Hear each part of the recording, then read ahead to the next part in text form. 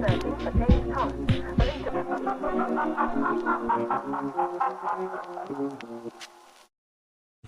Hello. You're listening to Midnight Movie Gang, in video. Wow. Gonna have to get used to that. Hi, folks. Here I am in all my black and white glory. I announced it on the YouTube channel. We're going video for the podcast. This is what it looks like. Hello, folks. I'm in the room. Got my MF Doom poster back there. And now I can't hide it. Yes, this is a 420 friendly podcast. Yeah, Okay. we were really trying to hide it before. Not like I ever hit it. I'm gonna No try one my would have best. been able to deduce.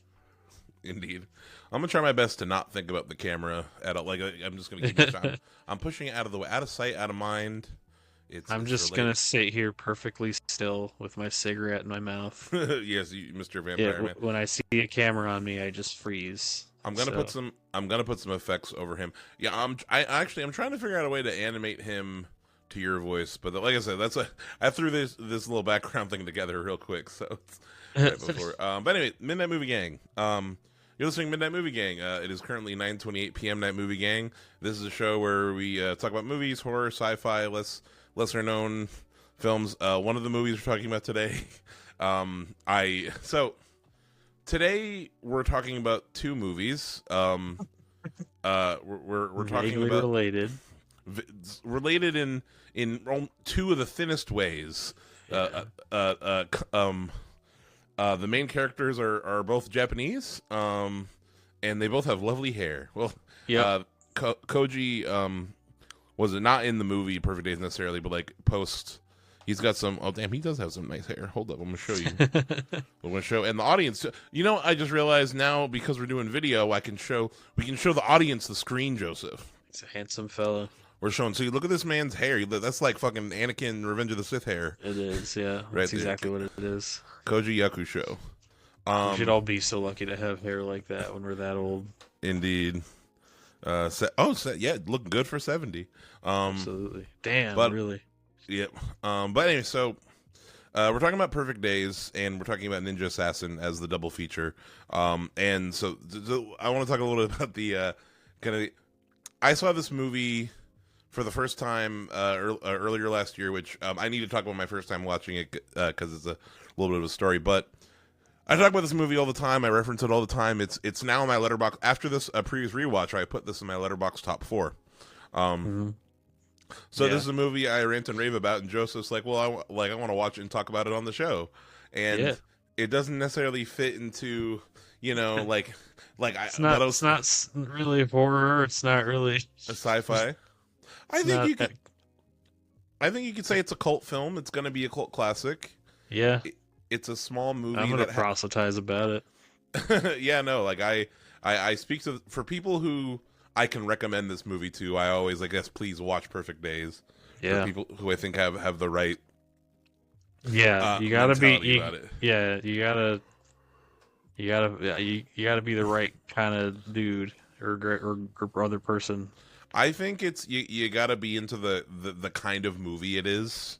I think more than anything else. Like I think it's like, funnily enough, like I said, we talked about In a Violent Nature before, as far as like, it's a movie that, like, on the surface, like there might not necessarily be a whole point of going through the Wikipedia plot of this one in terms of like on the surface, we're following this man as he goes to work, and that's like a lot of it, but it's really about the being in it and like kind of giving yourself to the movie is a big part of it. I think a big part of enjoying this movie was kind of knowing ahead of time what it was, because I feel like if I went into it blind, I probably would have been more confused. Maybe kind of waiting for it to quote unquote. Yeah, I think that would have been distracting. I think that might have been why. I've been thinking about this a lot. Why Only Lovers Left Alive, that vampire movie? Oh yeah, it's similar kind of pacing. Yeah, I think that's part of why that movie didn't hit. Because I also went into that movie completely blind. Like, I try to do that with every movie, but I think some movies it's not that beneficial, because that movie, I was just frustrated the whole time, kind of waiting for it to start. Well, I feel kind of not understanding what it really was. Yeah. I feel like movies of this, I guess that are structured in this way, that are like presented in this way. I think it's almost like how do I put it? It's like reading a thick book, it's like reading a philosophy book or something. Like, I don't know, like there are certain things. Yeah, exactly. You gotta like really like dig into it. You gotta reread things. You gotta. Yeah. It's like reading a nonfiction book or something versus like I don't know, like reading something pulp like that you can just pick up like a pulpy novel. Yeah. Well, it's challenging it. You have to try to meet it on its level. It's challenging you to kind of think deeper about it. It's like an abstract painting or something. Yeah. Where you or any painting, honestly, it's like you get out of it what you put into it. It demands analysis. Yeah, it wants to make you think about what you're viewing. Yeah. It's also a movie it's a movie that really lends itself well to multiple viewings. Yeah. To the point where like I have rewatched. I don't know how many times. I might have rewatched this movie 5 or 6 times now at this point, and some of those times in the middle were almost back to back, like within the same. Because like, first off, we're kind of breaking into it. Before, I want to broach and start with what we thought going in, which we're already kind of talking about. But what were you expecting going in, Joseph? Like what was like? I know I talked to you about it, but like what did you know about it? Maybe like outside of me, did you see any ads or like hear anything about it? Yeah, I've heard about it pretty much just the stuff you shared on the show, where you described it as like a dude, like an older Japanese man just cleaning toilets and being happy. And like, and I was like, yeah, sounds good to me. And that was pretty much it. So I'd honestly expected it to have less plot than it had. Like I thought it was like a little more abstract. It does have enough like things happening, especially because like the breadcrumbs they give you, they let you fill in. Yeah, there's a plot there. It's not just that. Yeah. There's a lot of room. There's a lot of theories online as to like a lot of it doing like with the background of our main character Hirayama, why he's living the life he's living. Mm-hmm. There's all sorts of like little things you can read into, which I'm excited to talk about with it. But yeah, yeah. No, I just want to speak a little bit to like when I first saw this movie, it was kind of the perfect timing for it because I had heard about this movie for a while and it was like on my watch list for a minute. And so I watched this movie about 2 weeks before me and Courtney moved to Vermont out of Ohio. Yeah. And it was, how do I put it? We were in the midst of like getting ready to move and like selling stuff and like it was real kind of it was a stressful time. Yeah. And I don't know if you know something about this, Joseph. I like to watch movies as much as I like to watch a lot of movies. And I hadn't watched a movie in a new movie in like a few weeks. That's a perfect movie for that moment. And it was a really stressful time, and I was like stressed about the move, and like I was also stressed about moving to Vermont without like visiting, seeing. I was really stressed about life, Joseph. Right. I was in this transitional period where I was just really stressed about life, and I was like, I need to just take a break, sit down, watching it, lose myself in something. Yeah. And man, was this movie like a fucking like a warm cup of tea. Yeah, and it's a like blanket. a cozy. Yeah, it's like a cozy blanket. Like it's so fucking tranquil. It is cozy. My my favorite image in the movie, or like the thing was like I tried the peak. And it's actually, I think it's the climax. It is the climax of the movie when he's laying in his apartment on the weekend, the sun's coming through the window, and he's just listening to "Perfect Day" by Lou Reed on his thing, and he's just like sitting there chilling. That's my favorite part too. Well, it's not like just specifically the recurring parts of just him kind of laying and relaxing on this tatami mat. That was a cool one too because like that was the only time where like you get the dream sequence. During which I don't necessarily think those are dreams. I think they're more like what he's thinking about before he falls asleep. Yeah. By the way, is like what, but that's interesting. Interesting interpretation. Is how I personally like the way he goes through the day. But anywho, but yeah, no, just like that whole thing, and it was just like the movie was just such a breath of fresh air, and it really helped me get through the last like the move because I was like, things will be okay. Things are okay. Yeah. Just take a breather. Take a take a I think chill this pill. is I think this is a movie everyone should see, and not everyone will enjoy. Exactly. You It's a just have movie that to, yeah, you got to meet it where it is. if you click into it, if you click into it where it is, it really is just such a Yeah, like a groundbreaking I mean, we're gonna get into it. So yeah, talking about Perfect Days, which by the way, I want to talk about Perfect Days first for Ninja Assassin because yeah. Oh as far yeah, as like this is going to be a serious conversation, and yeah. then it's going to be a very not serious conversation. But I enjoyed both. I enjoyed both movies though. So Perfect Days is a 2023 drama film directed by Wim Wenders, from a script written by Wenders and Takuma Takas Takas but Takuma, sorry, I can't pronounce it. But Wim Wenders is a filmmaker that's been around for a while. He's a German filmmaker. Yeah, He's been around for a while. He's been making movies since the 70s. that's crazy. Wim Wenders has. By the way, do you know anything about any of the behind the scenes of this movie at all, or like anything about No, nothing. why it was made or whatever? Wait, I need to remember the video. I need to switch. I need to show people. I'm on the Wikipedias. Behold. Yeah, so I need to watch some of his other movies too. But like he's, as far from what I understand about this filmmaker, like Perfect Days is very much within his kind of style of like all these movies are kind of like these slow meditations. I'm here for it. I need to watch more stuff.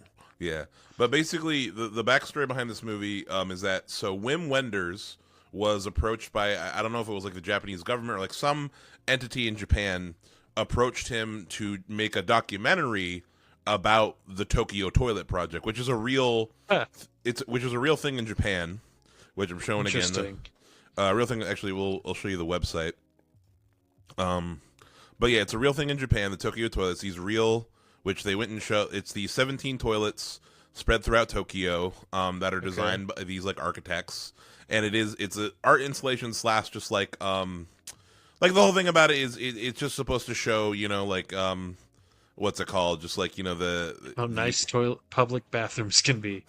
well, just how do I put it? Like it's supposed to represent, Japan's hospitality culture. Just it's supposed to be like a nice thing. Like it is like a nice touristy thing, and they do actually like have these like janitors who like put a lot of work into maintaining them and whatnot. So Wim Wenders was hired to make a documentary about the project. And when he visited the toilets, when he visited Japan, he visited the toilets. Another important thing is that this was like 2022-ish when he was when we're really coming out of COVID type deal, and Wim Wenders was kind of contemplating at that time about coming out of COVID and the whole social coming out of social distancing and like really being able to like connect with people again and like when he went and saw these toilets and he like went around Japan, he was really impressed how like Tokyo kind of quote unquote, like, to him at least, seemed to bounce back from COVID and like people are going about their lives again, and like there's this resilience like amongst people in Japan that like he found really inspiring. And when he was doing this, he was like, yeah, like I can't make a documentary, I gotta make a movie. This needs to be a narrative. So he came up with the whole idea of the story of Perfect, like of following the janitor, and something that's important that was going to be a driving force behind all the theories is that Wim Wenders has a specific backstory for that he's never shared with anybody, but he's like. Nice. He's like, I wrote out his whole backstory. I know why he's doing what he's doing, whole thing, but like I want to leave that open for interpretation for the audience. But there is a backstory. I want to know what it is that I respect that you're not telling me. Yeah. I think it's probably better that I don't know, but I want to know. Like, tell me what it is. No matter what it is, it's going to be like maybe not disappointing, but it's like not going to be what it is in my head, which is going to be upsetting to learn. Yeah, but I still want to know. I want to know and then be neuralized. Oh yeah, true. I'll leave myself a note saying you don't want to know or something like that. Like, you don't want to know, disappointing, or it's pretty good. It's not as good as yours, or it's better than yours. I want Perfect Days 2 to reveal that like this takes place in the John Wick universe, and Hirayama he's a former assassin. He's an ex-assassin. That could be it. He's an assassin who gave up the life. It might as well be. He saw enough death, and now he's living a peaceful life. Like, oh fuck, what was that? Looper. He's a looper. Yeah. He's just wait. Perfect Days 2 is gonna start with the fucking Gat Man rolling up to his crib. First thing they're gonna do is knock over his fucking plants. They burn all of his tree photos. It's not funny, but It's fucked up. that's hella fucked up. What a dark and twisted. Yeah, that would make me turn it off. That'd be real sad. But that would be way sadder than any movie death I've seen recently. Yep. But anyway, so yeah, Wim Wenders like had the whole idea for the movie for Perfect Days. And I'm trying to get rid of my screen. There we go. Whole idea for it, and they he got the actor Koji Yakusho, who's a really cool dude in himself. I haven't seen him in anything else. He's been in some like horror movies, and he's been in some movies. 13 Assassins was one. Yeah. Oh, he's the main character in 13 Assassins. Okay. Cool. Oh, I need to see Cure as well. I'm looking at I got to show people. Looking at my boy. I've heard of a lot of these movies but I've never seen them. Cure, 13 Assassins. Maybe we'll do it. He was fantastic in this movie. Yeah, and also amazing. He's also just really cool to like watch in interviews. Like he doesn't speak English, but like he, the way that he talks about like this character in the movie is like there's a lot of good. He is this character. Like he understands it so well, like exactly what it's going for. Like he is the identity of this movie because there isn't a scene without him. You really, yeah, no, he is like the movie. It's pretty much just like, yeah, you might as well be this guy. You might as well be attached to this man. Yeah, and you understand him inside and out by the end of the movie, and he's such an endearing character. Every aspect of this performance too. It's like how do I put it? Every aspect of this performance, it's like from subtle facial, his eyes, bro. Mm-hmm. This man has the most expressive eyes. Yeah. Like he says you can read his mind. Yeah. He says so much with just like a little look and like certain specific scenes. It's like really, and also even just like his face, like when he's shocked or surprised, like he has the sweetest smile to. We're gonna get into it. But they shot the movie over 16. He loves physical media. He loves physical media. And his movie is also just an ode to physical media in general. Like legit. Spotify, what is that shop? Can you imagine this show enjoying this movie? Oh my goodness. I immediately when I look at my cassette collection, I'm like, yes. Yep. But anywho, my folks at home, my physical media, my tape players, my Walkmans. But physical media. Yes. Speaking of physical media, funnily tomorrow, tomorrow, folks, you're not going to hear. Hopefully, you guys enjoyed it. Wednesday, we're dropping the Time Capsule Rewind episode. I interviewed James Wimett, the owner of Time Capsule Rewind. We talk a lot about physical media and VHS and the state of things, and it's a cool episode. And we talk about 1987's Munchies, which is like a Gremlins ripoff. It was kind of fun, minus the racism. Really is my short review of Munchies. But anyway, yeah, they shot Perfect Days over 16 days. 16 perfect days, maybe. Perfect days. 16 perfect days, perhaps. Yeah, no, it came together. It came together really quick. Let's see, box office 25.7 million. No idea how much money it made. Yeah. Something else that makes a lot of sense to me. I kind of want to mention now is that I feel like you can really feel that I feel like you can really feel in this movie that how do I put it? Just because it takes place in Japan and there's like a lot of the things that like maybe necessarily like I don't know. I don't want to say this isn't most of it. There's a certain element of like, we on this show have explored our fair amount of Japanese content. Yeah. And like usually it's kind of on the fringes, but yeah. And just like aspects of like Japanese culture that I think we have an inherent interest in, definitely I think adds a little something to the enjoyment of the movie, like interest, sort of the architecture and some of the all the stuff I liked about what was the last Japanese movie we watched? Yeah, it was the bug guy. The Roots Man. What was that one called? And the lady assassin who went like the lady like bounty hunter. Lady bounty hunter assassin. Wow. the last Japanese thing I can think of that we did was Akira, but there must have been Nah, something. man, we watched. God damn, it's on record. It is on. It is on record. Hold up. I'm going to. It is on record. I'm going to midnightmoviegang.com. I forget what it was called. I remember so many. The aesthetic in that movie, I remember being like. The Street Fighter? No. That's Japanese. No, it was a sci-fi movie. It was kind of it was like the Terminator. She went back in time to fight the bug guy. Oh, Zerum. Yeah, he fucking puked out a guy at one point and he killed him. Yes. Zerum. Yeah. There's Ninja Assassin. I brought that up because the city and the cars in that are part of the example of the Japanese culture you're talking about. That's true. Stuff that makes we sense. But what I was gonna say is like I don't digression. I don't think it needs to what's it called? I don't think it needs to take place in Japan, and the fact that like it makes sense that the director of this movie is somebody who is not from Japan. Although he's German, and I think the movie feels distinctly non-American, but also non-Japanese. Yeah. If that is what I'm trying to say. Like as far as like what it's focusing on, like I don't know, it feels universal. Is what I was trying to say. I think anybody from any country can kind of like watch it and put their own things on it. But how do I put it? I think we kind of should go through some. I think it's worth it to like kind of go through some scenes. Like obviously there'll be things that I think it's worth going through as far as like like some of the kind of we can go through some of the little plot points as we go through the kind of plot on Wikipedia. I think. So the movie opens up. I wish I had a copy ready. Opens up, and I believe it starts like on a. I think the movie starts with the sunrise over the city, if I remember correctly. Yeah, I think so. And we get our first wake up with one of like 10.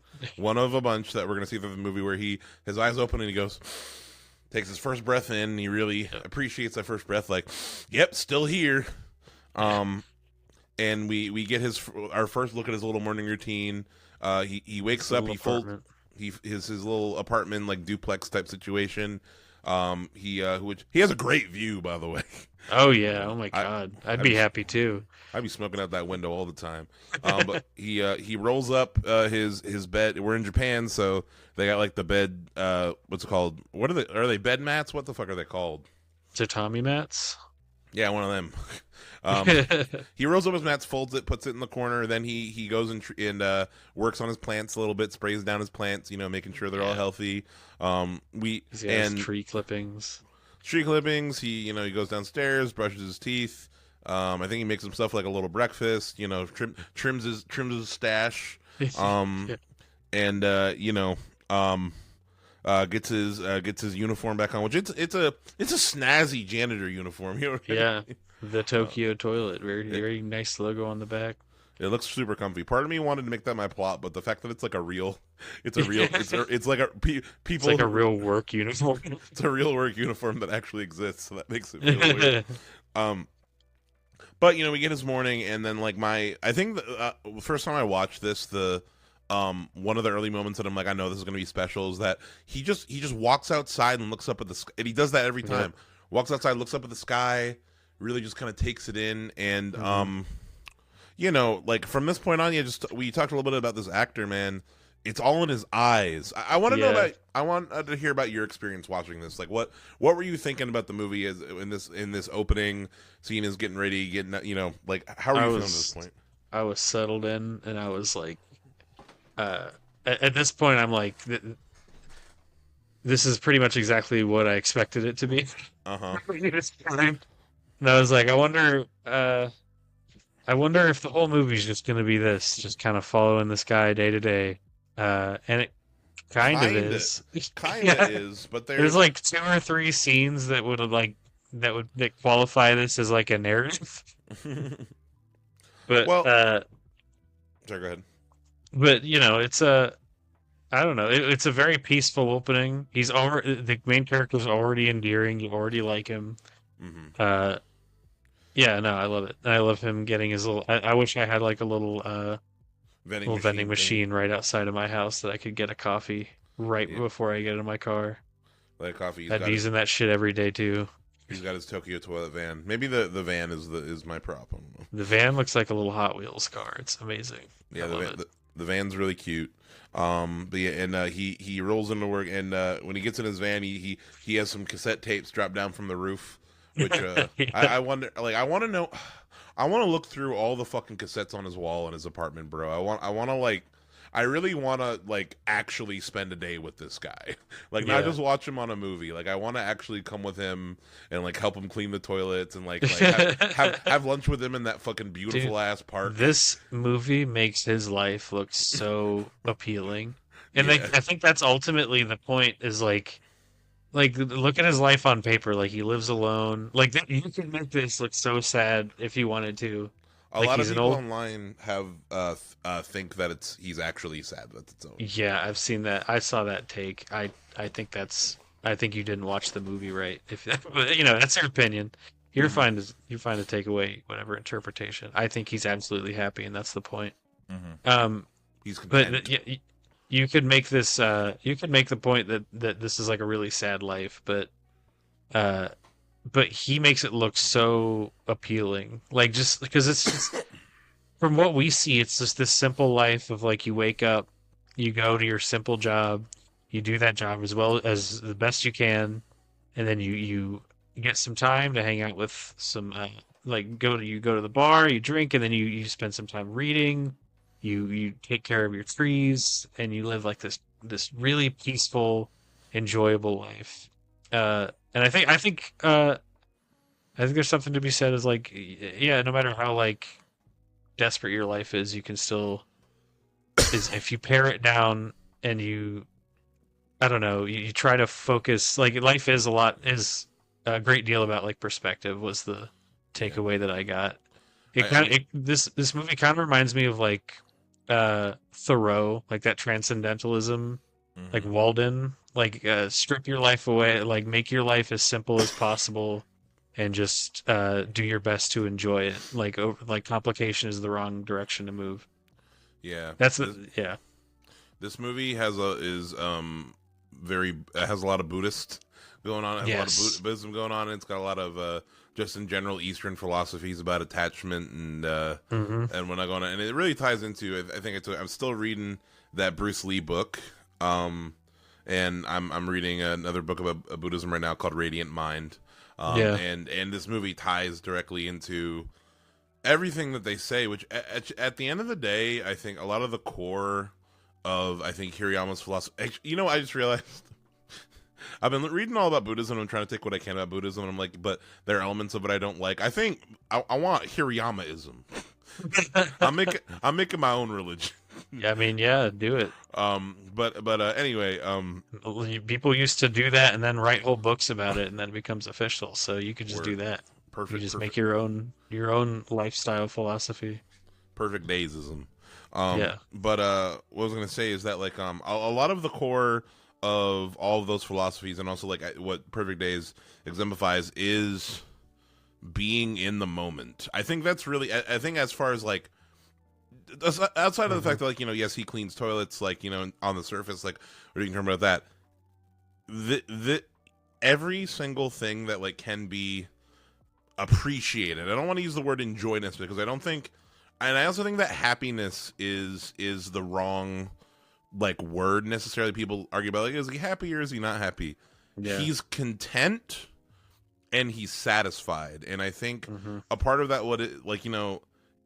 despite whatever he does for work, like as far as like paying the bills, this man has such a rich internal life. You know what I mean? Yeah, like absolutely. He doesn't half-ass anything. Like the first scene at the park, he sees the little tree, the little tree dropping or whatever, and like he's very delicate and like picking it up, and like when he listens to his music and his cassettes, like he's really like taking in and listening to every song. You can see him feeling it, like him reading his books every night. Like he carefully picks new books, and he enjoys his little interactions like with because with the people at the bar and the family restaurant. And people talk about like, oh, he's so lonely. It's not that he's lonely. It's just that like I think when it comes, he enjoys his interactions with other people, and like like the connections that he makes in life like do have value to him, but he's, how to put it, he's not wasteful with his time, I think is really what it comes down to.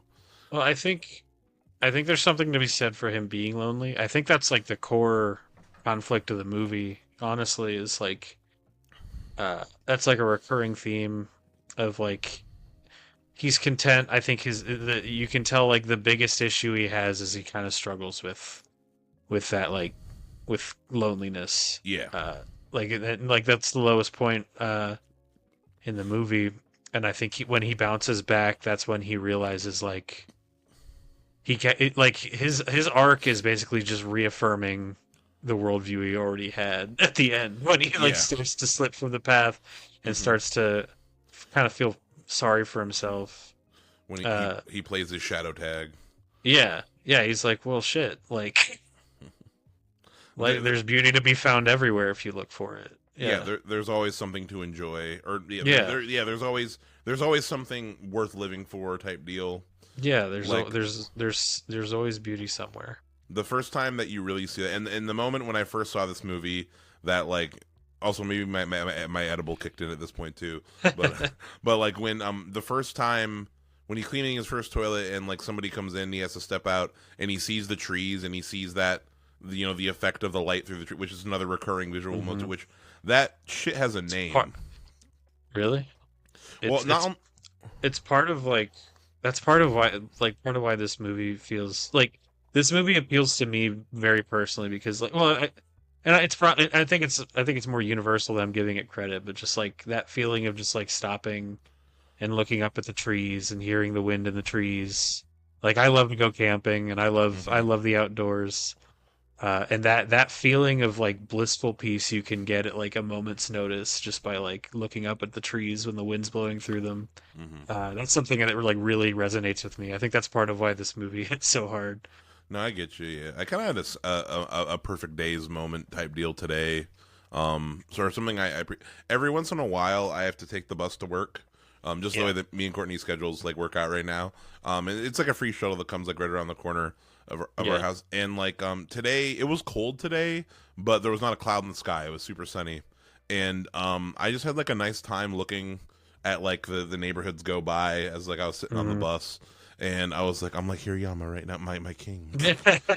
You're like, if I choose to be present in this moment and observe it, then you can find fulfillment in any moment. Yeah. Even if you're cleaning a toilet. Indeed. That's why it doesn't make any sense. That's why I don't understand the theory that he's like the hot take that he's sad. Yeah, it just doesn't work it doesn't make any sense for the movie. I don't know. I understand. Wait, sorry, go ahead. No, it's just I don't know. The language that the movie's using it just doesn't work for me. I don't know. So something that is important to note. So the filmmaker Wim Wenders himself is like has actually commented on that theory a little bit in that like I think he said something along the lines of like he is happy, he is fulfilled, like as far as the ending goes, like it's not. But he also said that doesn't mean that he doesn't feel pain. Exactly. Yeah. And that's something that's at the core of like something that is at the core of, I think it's one of the main tenets is that life is suffering type deal, or like there will always be like pain, there will always be pain, there will always be suffering. And I think it's a point. It is something that's like a bit recurring in this movie too, as far as like the things that happen in this movie. What's it called? That kind of most of the things that happen in this movie, as far as like when that become a plot, or like even there's even some like little mini stories. Like I'd say his coworker, everything with his coworker and like the girl and like him trying to sell the tapes is like its own little kind of mini story within this movie. It's just like little sagas that pop up in your life. Yeah, like his niece comes to visit.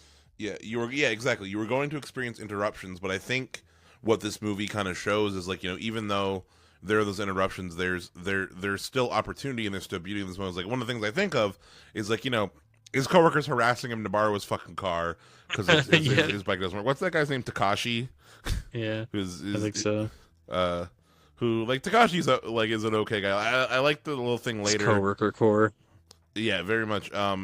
Basically, there's this girl who. Oh, I looked this up. We talked about this the other day. As far as I said that she was a prostitute. She's not a prostitute, but she is This is a Japanese thing. Hold up, I gotta share. This is a Yeah, Japanese. I just figured like her situation is just hard in some unknown way. She works at a girls' bar, Oh, which is a thing in Japan. Hostess club is a type of nightclub found primarily in Japan, which employs mostly female staff and caters to men no. seeking drinks on attentive conversations. So I read this. Oh, that sounds so much more exhausting than being a prostitute. It sounds like a lot. Basically, these women, basically it's like They these men pretend to like be interested in these men.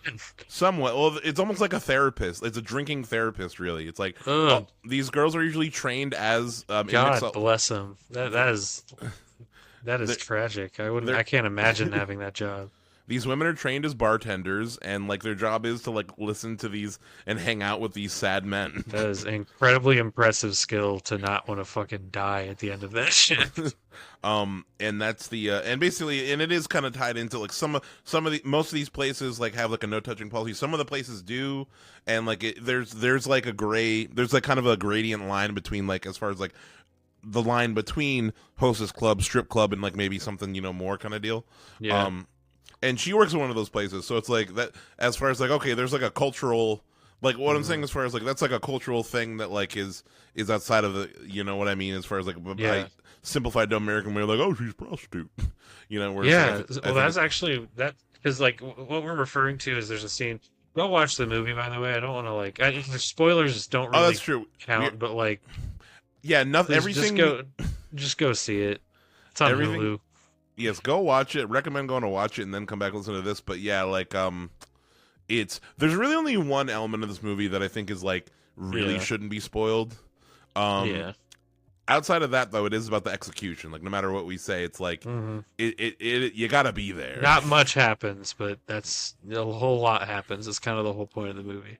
Yeah. But it kind of worked. Like if she works in a situation like that, it would probably be difficult to like.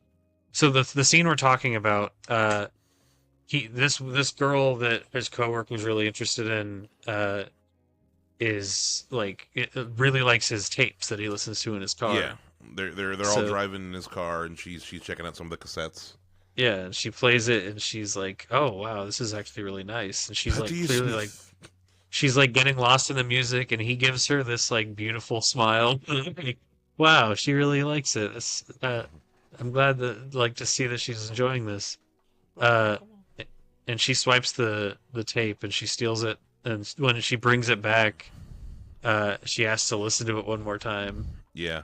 And you can Uh, tell she's like really feeling it and making This like this bliss that falls over her face. Like Yeah. I can imagine like this is a piece of like personal identity. Like this is something that I can feel like internally rather than just like constantly giving my energy to like all these other people. Yeah. This is something that can like this is part of my identity, and I think he reflects that. That was my interpretation. He's like he appreciates that, and she sees that in him too. Well, in that moment, when she's listening to it, I wouldn't say like it's she. Oh my God, Blossom, are you okay? Oh no! 1 second, I was trying to. But listen, now that we're on video, I can show people. Here's Blossom, Yay. one of the Hi, midnight Blossom. midnight movie dogs. You got anything to say? No. Okay. She's like, "What are you doing?" Okay, you can go back now. There we go. That's gonna give us 10,000 views. Anyway, It's a dog. I should just have them in all the time. There we go. But that scene, she's emotionally connecting to the song, and it's like it's bringing her some like kind of she's experiencing some catharsis through it. Basically, long story is like there's something that she connects to about that piece of art, and this also it speaks to physical media as far as like she feels it more because she listened to it on a cassette. This might sound like the sound quality. You see, this might be me kind of speaking to the choir or like being a little bit weird about like as far as I was thinking about this the other day with physical media, and especially with something like cassettes or VHS tapes where like the quality, quote unquote, is technically speaking inferior to like if you were to like listen to it on like a high quality mode on Spotify or whatever. yeah. But it's analog. The fact of the matter is, like, like when it is physical media, it's like this is a thing that is like alive. It's an object. It's like it's more than just like the music is physically printed on that thing. I don't know. There's like a soul that's present. If that makes sense. Like I don't know. That might be me reading. The point is like he has a sweet moment with this girl, and like it's a thing where it's like that I think kind of represents like a bit of the thing. It's like it's not about being happy or it's not about like trying to avoid suffering. It's about balance. Yeah. And I think that shows the case. Like, yes, he's inconvenienced by his coworker. He has to give his fucking coworker money because he's like threatening to like. And then the money that he should have saved for running out of gas later, and then he has to sell one of his fucking tapes. Yeah, like it's all inconvenient about it, but the positive lighting through that is the fact that like he was able to give this young woman like this emotional catharsis, able to like give her this like emotional connection to this art, and basically spread his Kiriyama-ism, the kind of thing.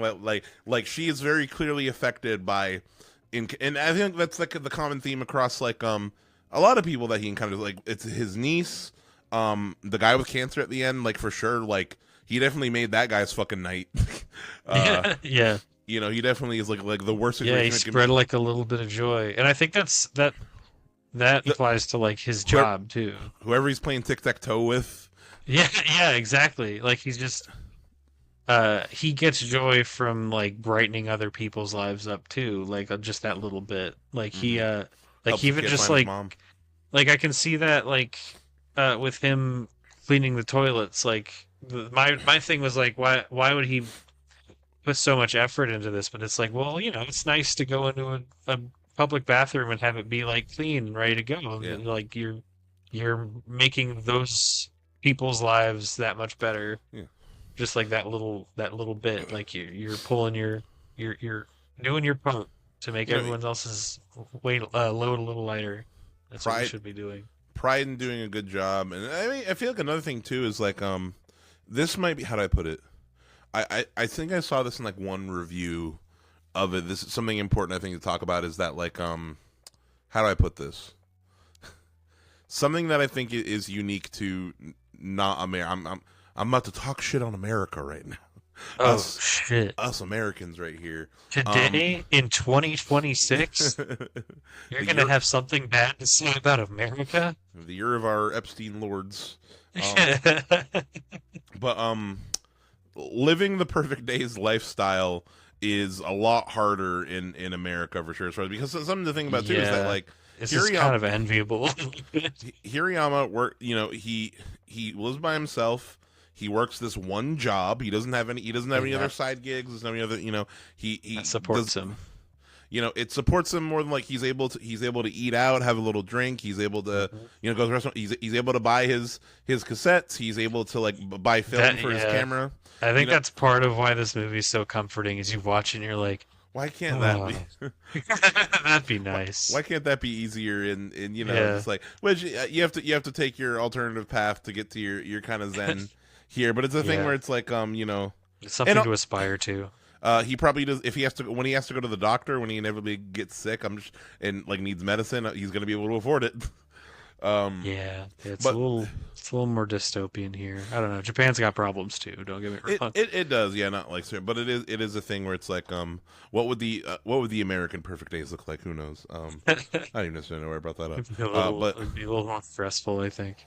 But yeah, as we talked about Takashi, we talked about the girl that is kind of looking at we talked about the tic-tac-toe. Niece. I was so worried that let's see. Oh yeah, that is like the next. I like thing. the niece. Not just how much joy he gets from just having her around and being in, how much fun they have in each other's company. Mm-hmm. I don't know. It's so wholesome. But hanging out. It's all. Her hanging out with him is almost like us watching the movie, where it's like, you can see she naturally just like, oh, shit, maybe I should delete Spotify. Yeah, maybe I should get rid of my phone. Like the second night she's there, he expects her to be on her phone like she was like the day before, and nah, she's reading. Yep. You know, and she's like really like invested in the book, and then like, you know, the second day too, she like wants to help, you know, kind of clean the toilet, and they're like laughing over like somebody having to go, you know, going and stuff. Yep. Yeah, no, that Yeah, that whole niece plot. He hadn't seen her in years. Yeah, it's like her mentor a little bit. You can tell like she's got a lot of like fond memories. Like they've got a lot of fond memories together. She's like, no, coming here was always part of the plan, whether I run away or not. Yep. Uh, And there's a history there. Even and like yeah. there's a little hint. Like, actually, you know, there is a little hint later too. It's like she very clearly she's thought about like, oh, my uncle here, I'm out there cleaning toilets. Like it's something. Because later on when he takes out the film camera and she's like, yeah, you gave me the film camera, remember? And he just doesn't remember because that's a really real thing. You forget a gift that you gave somebody. 100%. But her as a little kid, it probably meant like this is something that she's probably taking care huge. of. Yeah. You know, and like he already has had that, and now, and you can tell he thought it was a good camera because it's the same one he has. Yeah, it definitely is. Like, talking a little bit about some of the theories, because that's something. Oh God, I don't know. People online saw that. Dog chaos. No, me. I knocked over some guitars. Oh. Thankfully, I didn't unplug my thing. Run that back. Run it back. Slow motion. Slow motion. Oh no. But maybe lose my train of thought. She's talking about. Run it back. What was I talking about? Shit. No, I can't pause right now. I don't know how to do that with Riverside. She's reading the book, and she's learning. The fan theories is like why he's living, I'm glad you remembered. Yeah, why he's living the life that he is and like what's going on. So some things that are obvious. There are some things like we know that he was rich. We know that he came from a family of meat. Like that is like he at least grew up rich. Yeah, like that we know for sure as far as like because we see basically his sister comes in at the end. She's being driven. She's all presumably like disillusioned at some point. Yep. At some point, and I think that the niece, she too comes from this privileged family and this privileged. It's probably like a whole thing. This privileged family, and she, she probably herself wonders like, why does he choose to like go clean toilets type deal? Like, what is he getting out of his lifestyle? And very clearly, but he's so much kinder than anyone in my immediate family. So. Than any of these fucking rich assholes. Yeah, exactly. Another thing with that too is that she, she's clearly not. The niece is clearly not happy with it because she runs away. Like very clearly, there's something about her life that probably is like a very privileged life that Which she seems finds like something that he did earlier. Yeah, so it's like, it's like she's going down the same path as he is. Fortunately, yeah. That guy. I'm just thinking about that too. The scene that I think about a lot from this movie in particular is when and it reminds me a bit of like a familiar, actually a feeling that I've had actually now that I think about it, like, and maybe why I relate to the scene a lot. What's it called? The scene where. So when her sister comes to pick up the niece, his sister comes to pick up the niece, and she's like, the sister's like, are you really cleaning toilets? And she's like getting all sad. Yeah. And here's how I interpret the yep. look on his face. He's like, yep. And he has this kind of like little smile, and he's like holding in his emotions. The way I interpret his yep is like, yeah, you got a problem with it type deal. Just like, yep. I take it as like, yeah. And you have no idea how happy I can be doing this. Yep. Yes, that drives you crazy. Yeah, and you will never. Yep, and you will never understand like why I'm doing it type deal. Yeah, exactly. I don't expect you to understand, but yes. But he is all. But within that, too, he's such a good actor. This guy is. It's such a subtle performance. It's great. He communicates so much. There's a little bit of anger in there that I think a little bit of like spite he's feeling with her sister, and that's the part that I had not the same conversation at all, but this is long. So around when me and Courtney started dating and I decided to move to Ohio with them, the first job I worked in Ohio, I was just working at Panera for a minute. Yeah. And like that was my plan. Like I'm gonna work at Panera for a minute, and I was talking to I don't know if I call this person is not a friend anymore, but I was talking to somebody that was in my life. I don't want to spoil this, but I was talking to somebody in my life about the move and about going there, and they were giving me shit for like you can't just work at Panera. Like you can't work at Panera, dude. It's something you got to do. Yeah. That's not gonna like whatever. You're like Yeah, that's not good enough. Giving Yeah. me shit for like working at Panera at that time, which it doesn't Yeah. matter how like I didn't stay at the job super long. It doesn't It's matter. literally the same situation. It doesn't. Yeah, it doesn't matter how long. The point is like. It's like if it works for me, then why the fuck do you care? Yeah. Exactly. Like I made the assessment at that point, just like this is like what I'm going to be doing right now, and that's like fine. you're supposed to feel ashamed for just doing something that works for the time. Yeah. She was giving me shit for it, and like I don't. This scene in Perfect Days brings me back to, and I was mad about it. And this scene in Perfect Days really brought me back to that. Yeah. No. Yeah. You shouldn't. If you can find fulfillment doing something, then that's you've achieved happiness. You've found what everyone's looking for. I want to make it clear to folks though, I was not happy at Panera. it was a shitty job. The free food was good though. Yeah, but you're not finding fulfillment at Panera. But hey, if it works, I mean, there's. It was only good luck finding joy in any 9 to 5. Yeah, it was only free food because my boss was cool. We were technically supposed to only have half off of stuff, but she, like he just gave you the free half. Yeah, I mean, yeah, exactly. You just gave the free, but it's also because this is something not just a Panera, but like every restaurant, especially the big chains, they're throwing out so much food every single day. Yeah, dude, everywhere. Yeah, waste is crazy. The food waste is fucking nuts. So like for my boss, she was super cool. She was like, yeah, no, it doesn't fucking matter, which is it's fair because they're going to trash. Yeah. But yeah, talking a little bit more about the niece when she shows up, she interrupts his Zen a little bit. He has to sleep in his he has a little storage office or whatever. Yeah, it's a little storage room below next to his like because of the way his house is set up an interesting way. Like downstairs is it's the bathroom area. Oh, we forgot to mention the bathhouse. Like he also goes to a bathhouse. Oh yeah, he strips down with the other old men and yeah, bathes. Another cultural thing. Here's the thing. It's like I was watching that though, and I was like, yeah, but. Having just like a public that hot tub looks so nice though those spring waters fucking like we were watching that and he like dumped his like mouth and nose in there and Avery was like there's piss in there. There's old man piss. Yeah, I was gonna say like well no they have like a little more respect for shared spaces in Japan. It's like oh yeah it's old men. Yeah, but just like they can't always help it. The humidity of the bath like a sauna, a bath. I want to go to some kind of sauna or bathhouse or something like that. I don't know. Yeah, hot springs. Get clean in public. I want to hop into them Ghost of Tsushima hot springs. But yeah, he goes there. He brings his niece there too. Yeah, they don't share a shower. They don't. Separate rooms. It's separate. They got it separated. Yeah, I'm trying to remember if there are any other. By the way, this is a non sequitur, but the tatami mat that he sleeps on, that floor, I kind of want to try it. It looks like weirdly comfortable. Like yeah, I know that's like common in Japan, but it you wouldn't. I don't know. It looks so comfortable. Yeah, like it feels like it would straighten my back out a little bit. Like I know it's a little softer than like a normal floor here. What'd you say the mat is called? Can you spell it or try to spell it? Tatami mat. I don't know how to spell it.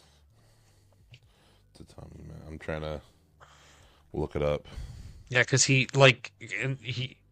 just picks up his blankets and folds them, and then you got all that floor space. You don't have a bed taking up all that space. True, that is nice. Oh yeah, it is like a bit thicker. I'm just looking at the hold up. Yeah, it does look pretty cozy. Yeah, I'm trying to remember what button. Hold up. This video is complicated. I'm trying to share my screen. But yeah, this thing. Yeah, that looks so comfortable. This is how I want to be living. That is bliss. This is the moment. This is the coziest looking. Yeah. Like my man is chilling. He's got his neck and his neck pillow. That's what life is all about right there. My prop is his stereo, actually.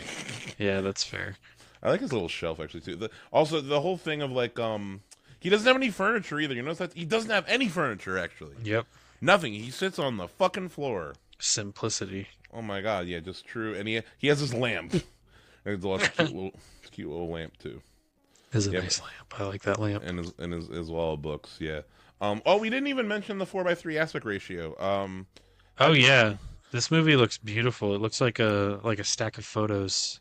Yeah, 100%. That is definitely the vibe of like being in a photograph is very much what they were going for. And in general, I feel like so when people a lot of when lower budget movies or like indie slice of life movies like this go with the 4:3. I mean, immediately something that 4:3 lends itself to is a bit of intimacy in that like faces and just kind of like medium shots of like people and stuff fit very well into 4:3, and you're not necessarily as the background isn't necessarily as much as important as what's in the foreground.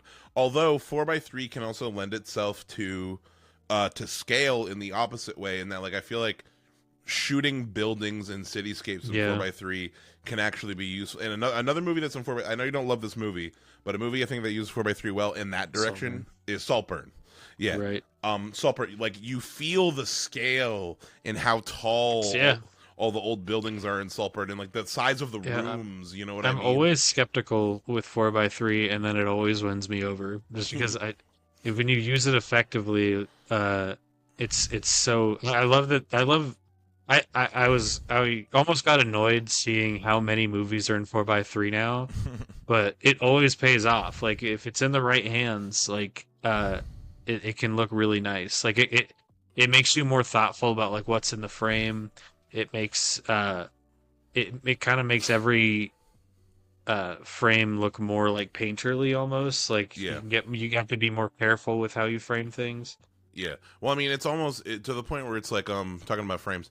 Something being in 4:3 makes so that like if you took a still, like the still, like if you took a still, like that motherfucking still, if you took a still from the movie and like literally printed it out and put it on your wall, it'd look nice as like a print.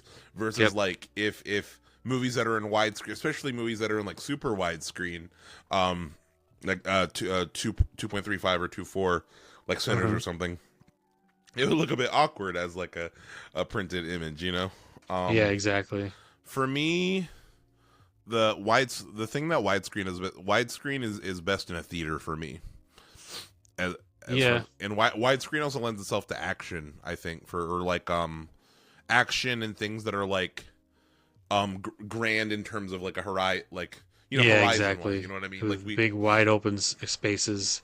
Exactly. Widescreen automatically gives you something to explore. Like versus 4:3 is like I'm in it. Like I don't need to like you're in the dollhouse. Like 4:3 is easier to take in all at once. Mm-hmm. You know what I mean? And this movie uses it really well. I'm trying to think of a movie that uses 4:3 that like maybe shouldn't have. The thing when movies started going 4:3, I remember only judging it because I thought like you're just trying to fucking be fancy for no reason. And the only movie I can think of that I haven't seen this movie. Have you ever seen A Ghost Story?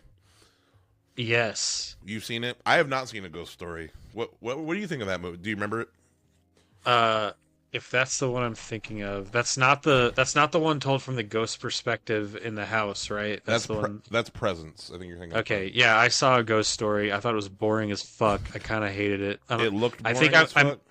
I might have not watched it in like the ideal circumstance. I might not have been like trying to meet it on its level, but I got a good like 20 minutes in, and I was like, this movie is getting on my fucking nerves. Like, the movie it's really aggressively like nothing happening, like in the opposite way of this. Like that, it's like A24, like empty rooms, and like there's really like I've got everything about what's going on in the frame where we're just hanging on this, and there's no tension. It's just uninteresting. I don't know. Maybe I need to rewatch it. Maybe we should rewatch it for the show or something. It's not just 4:3, Joseph. It's 4:3 with softened edges. With rounded edges. With rounded edges. Even more fancy. Yeah. So I know it's gotten some good reviews. I think maybe it just got on my fucking nerves, man. I think I was just in a bad mood. It's also stars Rooney Mara and Casey Affleck, two actors I'm not huge fans. There was actually a lot about that movie that I had going against it when I heard about it, but yeah, one second, switching back. Presence was good though. Presence rips. So A Perfect Days, yeah, the niece, yep, she spends about 2 days with him. Yeah, we get that like Spotify moment type deal. You see that like she's beginning to understand the value of Hirayama's lifestyle, type deal. So basically, as far as like the darkest part of this movie that it goes, like this, the sister coming back to pick up the niece is when we get into the quote unquote the dark, some like negative things that start interrupting here. The first big thing is that his routine gets thrown off. His coworker quits all of a sudden, just like leaves. Just same day quits, and then the dispatch just puts all that shit on him. You got to clean his toilet. You got to take his. So he's got to work extra late. He's inconvenienced by people. People are getting on his nerves. He's getting on people's nerves because he's got to work later hours. He's too tired to read his book. Yeah, he's too he can't go home and do his routine. It's shit that would piss me off too. Like it's exactly. This movie is extremely relatable. Like if this happened, I'd be fucking fuming by the end of the day. I'd be like getting home, like contemplating just calling off the next day or something. Exactly. We've all had these things like this where it's like whether or not it's like put all this shit on me at fucking like 9 p.m. by the time I get home. A coworker no call no shows and you have to fucking pick up the slack. Like that is such a yeah. This movie is like really relatable. That's the thing. And like the next morning. He's like he didn't get that much of a good night's sleep because he kind of went to bed pissed off and like not really like didn't get to do his wind down routine. Didn't get to read his book. Didn't get to read until he got tired, like he does. Or go on a little bike ride and like didn't get to go to the bar. No, didn't fucking like nope. Just gotta go to sleep and then fucking go to work tomorrow. And then shit. And yeah, no, this a little bit is basically like his Zen kind of being challenged. Like it all ties into, the whole thing of like I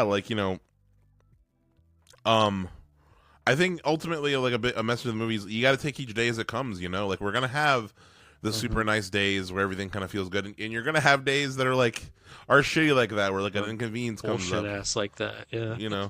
I'm surprised. I feel like if they had time for this movie, they would have done like maybe he catches a cold or something, and he's gonna like work while he's sick. You know what I mean? See how he gets through. The worst. See how he gets through that. It's testing his faith, and it's making him like almost stray from the path. Like everything kind of gets thrown off, and the resonance kind of falls apart for a second, and like the flow is broken. It really. Sorry, go ahead. No, and he tries to go to like this family bar with the family that he really loves, and that gets interrupted too. And he meets this dude who has terminal cancer. Mm-hmm. Yeah, kind of the apex of and this is not only that, but like, at least to me, this man who has cancer reads as a rich guy. Yeah, that too. Yeah, and he's miserable. Yeah. Yeah, which I very much think that was like a reflection of it was supposed to be like a thing of like this I used to be where you were at type deal. And that's a great scene. That's a great just like little I love the dying guys like his when he goes through the reason. So basically what you just said, Hirayama goes to this on the weekends, goes to this restaurant. And there's this the owner of the restaurant, the woman who runs it is like they have like a little rapport. He might have a thing for her type deal. So you can decide if you want to interpret it that way. But she's visited by her ex-husband, and Hirayama sees them together like hugging. And Hirayama runs into which apparently seems like it made him upset, or maybe like he was just upset over the little frustrations because the restaurant is also closed when he gets there, and he's like, "What the fuck?" He's gotta like wait at the laundromat across the street. So after all that, he goes out and he gets a can of beers, and doesn't he get like cigarettes too, or is it just beers? He gets beers and cigarettes, and he smokes, and it's clear he's not smoked in a long time. Yeah. As he coughs his lungs out. He was definitely a chain smoker in his before life. Yeah, absolutely. Give me the prequel. Give me Imperfect Days. And he quit. Yeah. Yeah, wait. I do want a movie. I want a movie about a miserable rich guy, and then at the end of the movie, It's called. I think in the end he's happy. I've got good news for you. It's called A Christmas Carol, and there's like 4 billion adaptations. rock and roll. Yeah. So, and he runs into the dying guy down there, and I love the dying guy's his little realizations. It's like why he went to go see his ex-wife. At first, he's like, I wanted to apologize to her. He's like, no, that's not really it. Mm-hmm. I wanted to thank her. No, that's not it either. And he's just like, I just wanted to see her, all right? I just wanted to be with her. Yeah, exactly. I just wanted to see her. And it's like, I feel like that's such a, like, that is almost at the core of it, too. It's like, just cut the bullshit. You know what I mean? Just if I just wanted to be with her. I don't know. I'm dying. I'm thinking about my life. I'm thinking about like the decisions I made and stuff, the people that I impacted. Mm-hmm. So like, yeah, just like, makes total sense. And like, and you can see also like the moment that he tells him that he has cancer and all this stuff, and here I'm just immediately it's like, here's take a beer. Yeah, have a beer. Yep. And then they play shadow tag, and yeah, he's like, I don't even know if shadows double up when they overlap. Yeah, like, we can find out right now. Yep. And they have like a little moment where like they're playing in the shadows, playing shadow tag, and it's such this sweet. It's almost like it's borderline goofy, but it's like such a pure moment after such a fucking serious conversation. Yeah. Shadows are a motif. There's a moment when he's dreaming, the word shadow in kanji pops up. I only know that because I Google lensed it. We haven't even mentioned any of his dreams, bro. I mean, they're pretty. There's not much to say, really. They're black and white montages every time he kind of drifts away to sleep. And I just think of Eraserhead. Yeah, kind of Eraserheady. You see them as like him like recapping in it like his day and kind of like think this stuff. I see it as like kind of like the moment like your brain lets go and you kind of like start falling asleep and you like your brain just kind of takes control and starts cycling through everything on its own. And so you see like stuff from his day and like he has very peaceful Zen dreams too. They're very quiet. Yeah, nice. For the most part. When his niece first shows up, you see like he's thinking about like the last time he saw her, like as a little girl, like her face shows up. And there's still a lot of like every time I watch it, I try to pay more and more close attention to the dreams because I know that I'm always missing something, and there's definitely little hints as to his past. And one thing that's pretty much always there is the light through the trees. I feel like that's in like most of his dreams. Yeah, there's in life there's light and there's shadow, and then it's a heavy motif. We also haven't mentioned the soundtrack. I immediately, a lot of American music in this movie. Yeah, I use Apple Music Net. We're an Apple Music house now instead of Spotify. Interesting.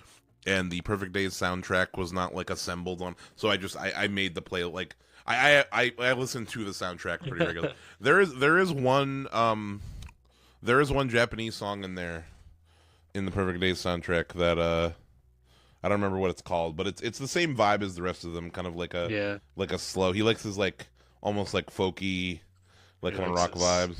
His funk and rock from the 70s and 80s. Yeah, I think my favorite needle drop is in one that is sitting on the dock of the bay. Like, I don't know. I think perfect for this movie, honestly. Yeah, like I don't know why the combination of like that particular drive. He's driving. I think that's his first drive home from work. Is that song? So is when he's done with work and he's driving back to his house is that, and I think that's probably my favorite. That and then the Perfect Days needle drop, which the Perfect Days needle drop, which that reminds me the name of the movie. Oh, is it not listed here? It's Suicide. It was literally inspired by the song. Like apparently, while they were filming a scene, like somebody was playing some music, and Perfect Days like came up, and they're like, "Yep, that's the name of the movie." That's sick. Type deal. Um, but let's see what else. He plays his shadow tag. And then the following morning. Oh, and Hirayama, he's smiling on his ride back, which is an important thing. Like he's thinking about the moment, and like he's like the sweet moment that he just had, that connection he just had.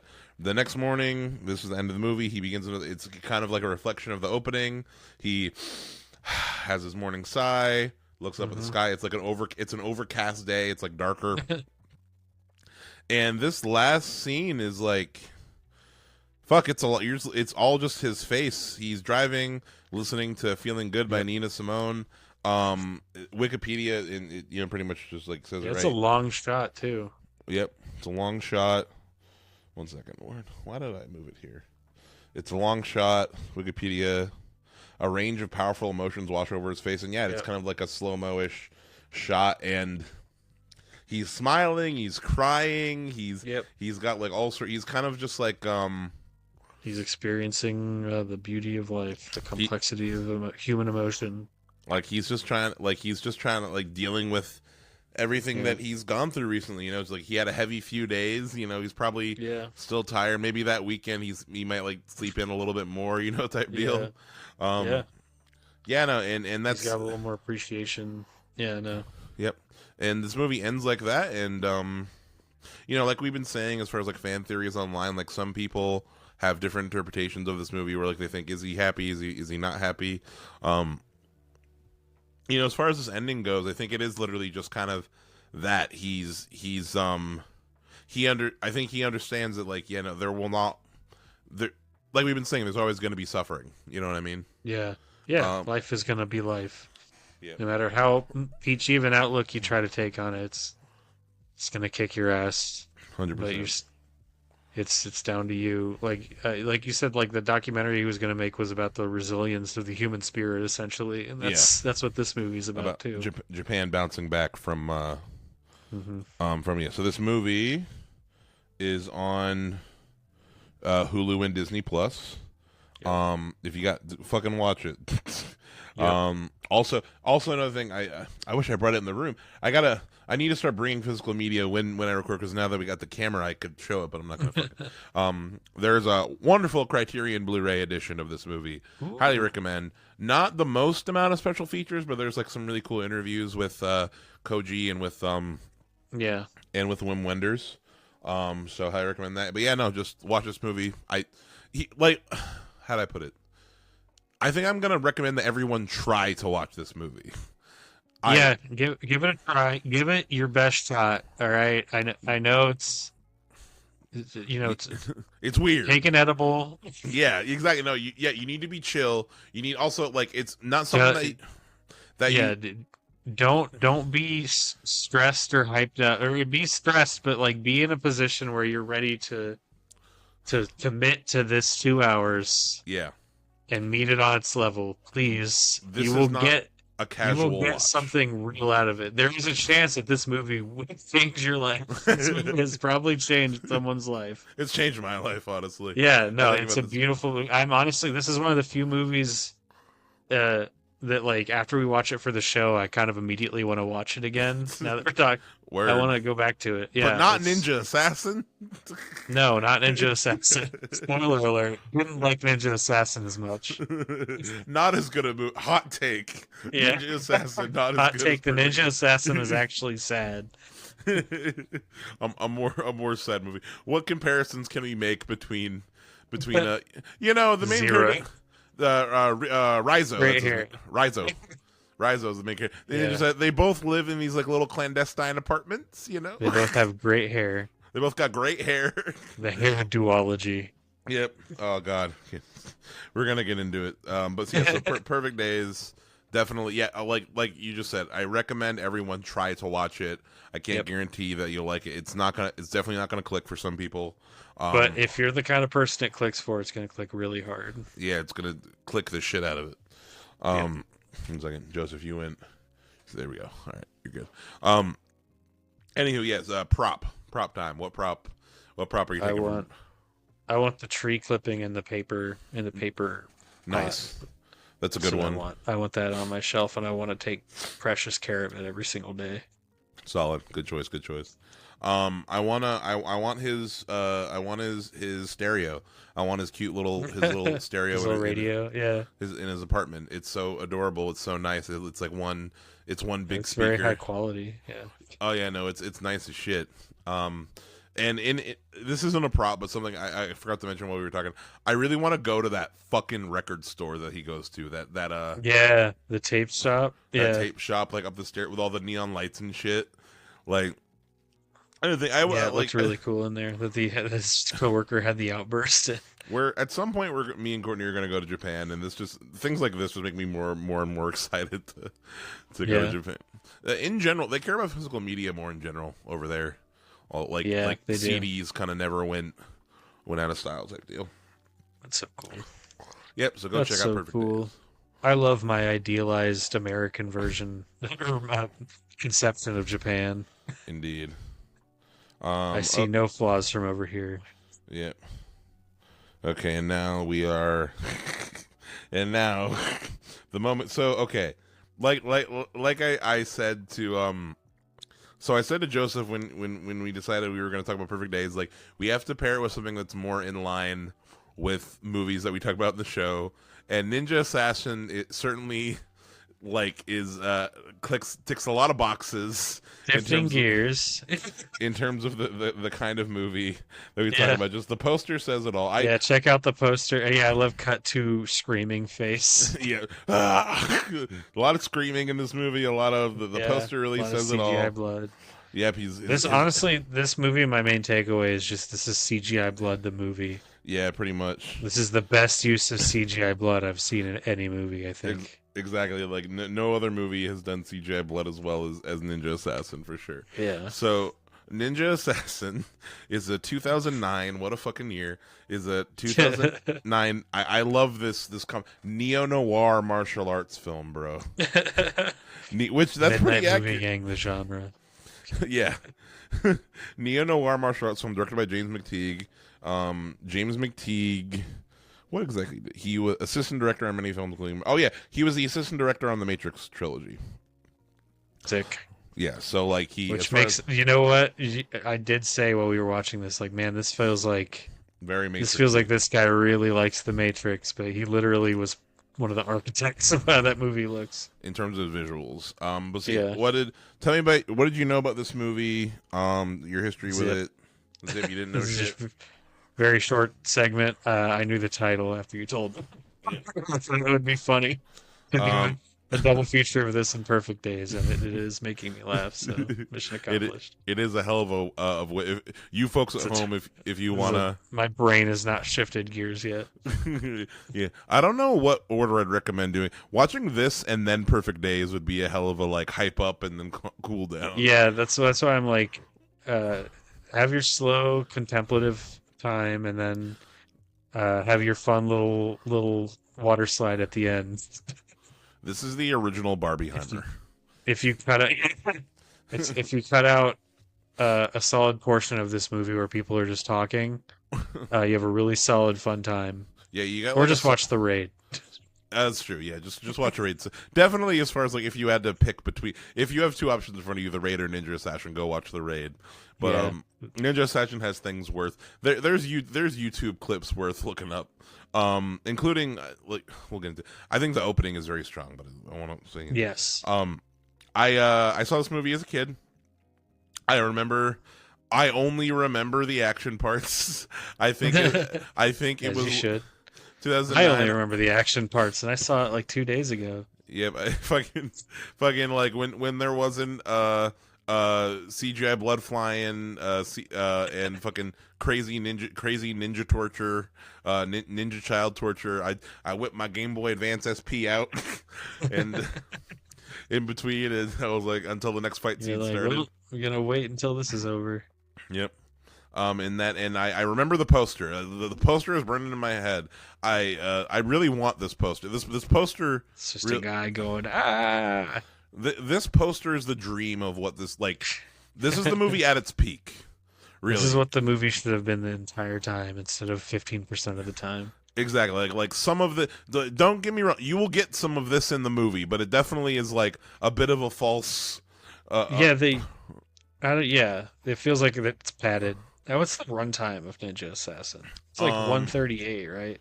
yeah, it's 99 minutes. So hour 40 on They could have cut 10 minutes. 85 They probably could minutes. have cut, yeah, they probably could have cut 30 minutes.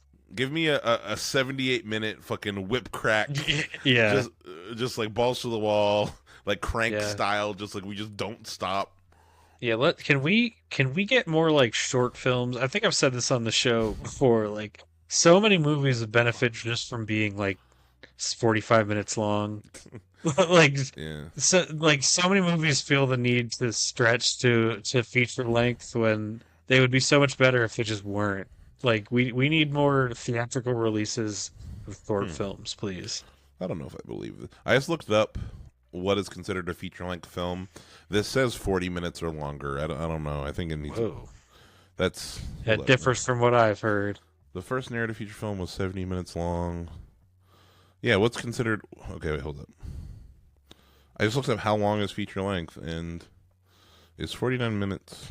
We Mandela affected into a world where feature length is 49 minutes. I'm pretty sure I've heard that 85 minutes is the thing. Yeah, What the fuck? me too. This doesn't make any sense. This everything I'm seeing is saying 40 minutes is considered. Whoa. Audience, did you join us in the dimensional leap? Yeah, We yeah. jumped to we somehow have transferred into a world where feature length for a film is 49 minutes So the Academy of Motion instead of an Picture, hour and a half. the Academy of Motion Picture Arts and Sciences, goddamn ad popping up. Um, let's see, qualifies a feature-length film as 40 minutes.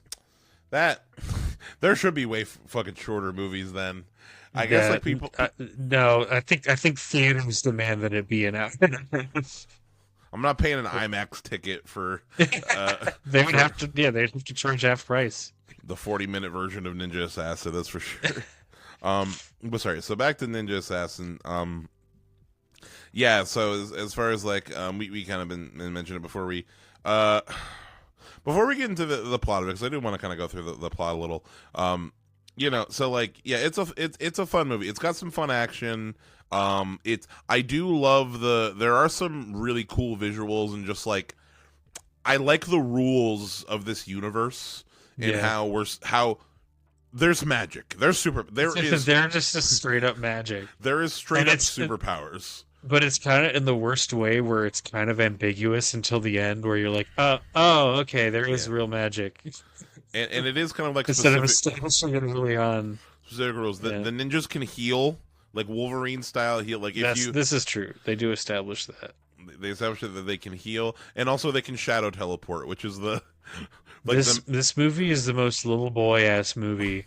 Like it is like very, it's usually very middle school. ninjas yeah, especially after like 2012 and whatever, like ninjas were like a punchline. Like epic ninjas, like this is the first ninja thing I think I've seen that takes it 100% seriously. You don't fuck around on the ninjas in this movie, bro. Yeah, this is like you see this and you're like, "Oh, I can see what all those kids at the mall like were thinking of themselves. Like that this is what they were Yeah. aspiring to. I get it now." Yeah, this is 'Cause like this what they truly. Any kid If who's obsessed if with you're at a ninjas. certain point of pre-adolescence, this is the coolest shit you've ever seen in your life. Okay, and we're back. What was it? What was I talking? What were we talking about? Ninjas. So, I was saying like at a certain point of pre-adolescence is the coolest thing you could possibly imagine this movie. Yeah. And then there's the rest of it, which I'm surprised anyone sat It's through. kind of like what's like a generic crime show. Like it's like most of this movie It's is like like Jack Ryan. Jack Ryan, maybe like Blacklist or like It's like a the like a cop network parts of Dexter. a network show or something. It's It's like a cops network. on the trail of these ninjas. So let's Yeah. spend half the time with these UN cops or whatever. It's Europool, which Yeah, for some the main actress of the main character. So basically, like as far as like, there's basically two part. The movie you're here for, the main character is Raizo, the main ninja badass. the fucking but then, Mortal Kombat shit. That's like the Yeah. whole reason we're here. And then the star of this movie that is just like a really boring crime procedural is Naomi Harris's character, she's Selena from 28 Days Later. Yep. She's also, and maybe 28 Years Later Part 3, we'll see. She's also, the thing I know her from, she's Moneypenny in Skyfall. She's Moneypenny is the main thing I think the first thing when I think of her. But Naomi Harris, this actress, is Mika Coretti is the character's name. Okay. She has an American accent in this movie, but she's a British actress. And why? Yeah. And why? I don't understand.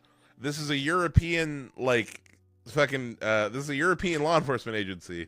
Because this is an American movie and they don't trust that Americans can get invested in a story unless there's an American voice. It takes place in Berlin as well. It takes place in Europe and with Japanese people and Germans and shit. But we have to have a European officer with an American accent, even though I'm pretty sure Naomi Harris does not have an American accent. No, she's British. She's British, yeah. So it's like, why even why have did you her make her do that? Yeah. It doesn't make any sense. Wikipedia does not talk about the actual opening of this movie, I should say. So the opening is pretty fucking. The opening has always stuck with me as far as like it's a really strong setter of tone. So basically, all these gangsters are in this. They're in like a tattoo. I guess it must be some kind of like old school tattoo shop, I guess, or whatever. Or no, actually, I think they're in their like crib or whatever, because they have the Yakuza motorbikes that only Yakuza ride. But these gangsters are tattoos. They're getting tattooed by this really old tattoo guy wearing a gi. He's doing the needles with the hammer and fucking nail technique. The traditional. And the guy is getting tattooed being an asshole about like, what the fuck, man, you're hurting. And he's like, oh, you're a fucking pussy. Yeah, it's like, yeah, it hurts. It's a tattoo. Yeah.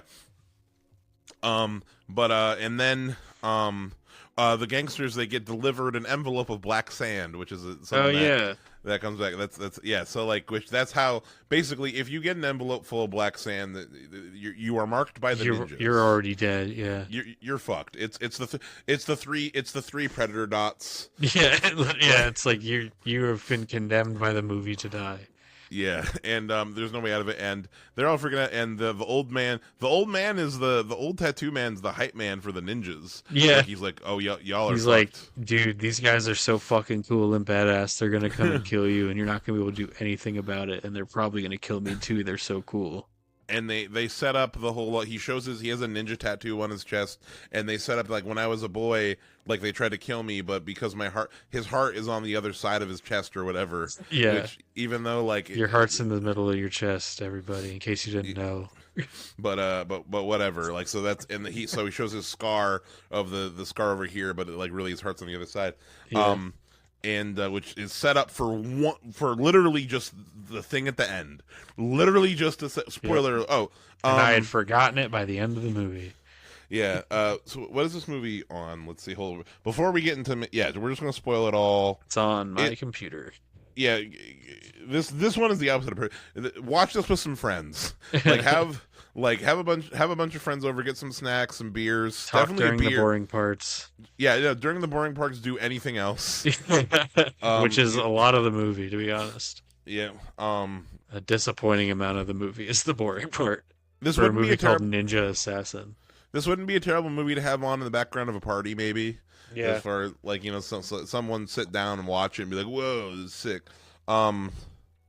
This movie is not on any streaming service. It's only to rent. Very cool, very cool. We may have watched this movie through other means. and you know what? I think this is the kind of movie that you watch through those other means. I went out to my local video store and I purchased a copy of Ninja Assassin on Blu-ray and DVD. Indeed. I actually do want this on Blu-ray. Sorry, go ahead. Not for $35, you don't. No, it is like full price. It's not that. It's like 20 something, still which is still too much. Like if I see this in like a secondhand shot, like this is the kind of movie I definitely think I've seen Ninja Assassin at least on DVD. Yeah, in like a Goodwill media section. in the Walmart bin. Exactly. That's the kind of deal. Like, if I 5 see, movies, 1 DVD. I will not spend more than $7 on this movie in any event. That's really what it comes down to. So if I see it somewhere for that price or below, then I'll snag it. But anywho, yeah. So this opening, the old man's talking up the ninjas and the gangsters, like, "You're crazy, old man." And then one dude gets his fucking head. It starts with the dude getting his head cut in half. Yep. It's fucking crazy. It's a CGI bloodshot, but it's still like it's still chaotic when you see it, and then you see the half of his head on the floor, eyes wide open. Yeah, we're doing the classic open with the amount of gore you can expect for the rest of the movie trick. Indeed. One second, my mic fucking crazy. We've got the best CGI blood. This movie, most of it, I think you said it. CGI blood usually sucks, and that's because it's usually just like a little effect, and the blood like kind of evaporates midair usually. But this blood is like a physical like simulation that actually lands somewhere and like stays there throughout the rest of the scene. Yeah. The thing with the blood is that you don't see it hit something, but you see the digital splatter, and then next time you cut back to whatever it splattered towards, the blood's gonna be there. Yeah. And it works because like your brain fills in the hit. You know what I mean? They put thought into it. Yeah, like it makes sense. And as far as like the CG blood makes a lot of sense too, especially the amount and the amount of bodies and how fast that's the thing. The action scenes and the rest of the movie feel like two completely different fucking movies with two completely 100%. different tones. Like you said, like there's the network TV cop show, and then there's like the comic book, like the comic book Robert Rodriguez, like Ninja Assassin, insane like kick-ass fight scenes with blood and gore. Here's the and like Midnight Movie Dog, by the way. Once more camera shit. Here's Meadow, folks. Yay! Hello. More Midnight Movie Dogs. Hello, please subscribe. You got anything to say? She loves it. No, okay. Exactly. Get out of here. Enough said, Meadow. Ninja Assassin sucks. She knows it. I don't think it sucks that bad. Oh, I'm never gonna watch it. Yeah. So this opening, the ninjas, or at least we only see one ninja, I guess, in this opening, but the ninja kills all the gangsters, leaves the old man for last, and the old man's like, "You're real." And we get our first shadow jump where like it's a great fucking. I remember it as a kid. He looks in a shadow on the ground, and the ninja comes up out of the shadow. Just does a push up out of it. Yeah, and it's like shit. All of it's like they literally like Ebon from Static Shock, just like pops up out of the shadows. And then he slashes the old man across in the camera, and it's like Ninja Assassin. Yeah. We're setting a tone that's not followed through for the rest of the movie. Exactly. And then, we spend like 20 minutes where nothing happens after that, by the way. Yeah, no, we get boring crime stuff of like, basically, Naomi Harris is like, she's a Europol agent who's hunting ninjas. Like, there are these political assassinations going on, and she's like, what if it's ninjas? Yep. And there's also a ninja, and we get his protracted origin story in Ninja School. Yes, we get a bunch of flashbacks to Ninja Hogwarts Ninja School. We get introduced to Raizo. I think the first scene we see him in is he's at the in the laundromat. Yeah. And he's a pretty man with his pretty hair. He's got beautiful hair. He's got beautiful, gorgeous. So this they don't tell you this, but at Ninja Hogwarts, they have like the kicking class, the punching class, and the hair maintenance class. It's very important for ninjas. Well, he's bald when he's at ninja school. Yep. Well, he hadn't graduated yet. That's true. Once you graduate, you can't be trusted. Yeah, the last step is learning how to have pretty hair. The actor Rain is a South Korean singer-songwriter, dancer. I've shown him here. That's but in the movie, he just has this like gorgeous like I think you said hair. Like he's got like more muscle than his build was like meant to have, so he looks kind of strange. Yes, like he's bulkier than than he should be. Yeah. than than a skinny little K-popper.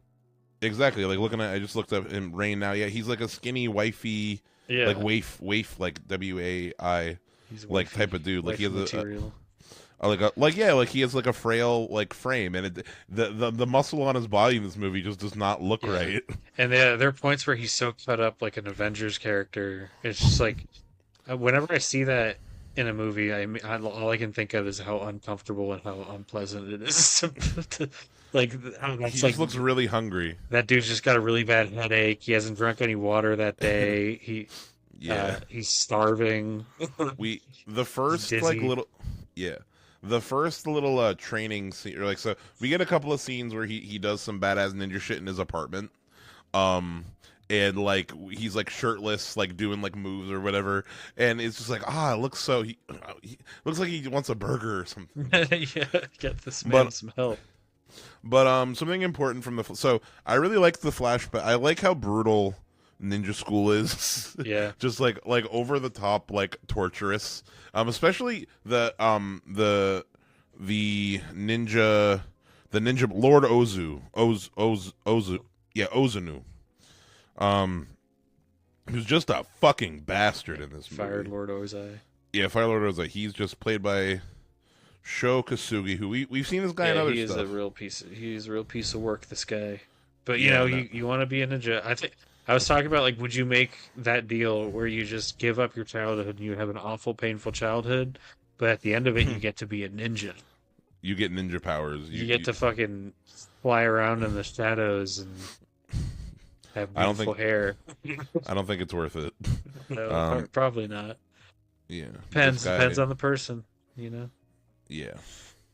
But he's a real bastard. Yeah, I think one of the first things we saw, like, he shows himself cutting his hand and healing, because like once you have mastery over your body.